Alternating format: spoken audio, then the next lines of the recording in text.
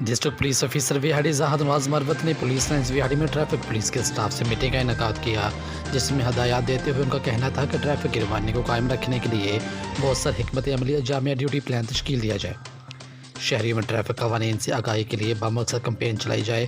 Meeting کے دوران ویہاڑی کے شہریوں کی سہولت کے لیے ٹریفک کو کنٹرول کرنے اور ٹریفک کی بہتری کے لیے مختلف امور کو زیر پیسہ لایا گیا۔ شہری ایریا میں ٹریفک رواں رکھنے کے لیے لاہے عمل طے کیا گیا۔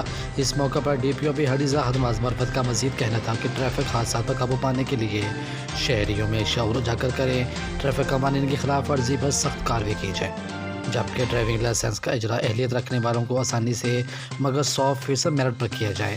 تمام ٹریفک افسران فرائض کی ادائیگی کے دوران خوش اخلاقی اور شائستگی کو اپنا شعار بنائیں۔ میٹنگ کے دوران D S P headquarters Falak Sher Bhatti, inspector traffic Zaheer Ahmed اور انسپکٹر رضوان بھی موجود تھے۔ مزید خبروں اور تفصیلات کے لیے دیکھتے رہیے پاسبان لائیو نیوز HD۔ آپ ہمیں فیس بک اور یوٹیوب پر بھی فالو کر سکتے ہیں۔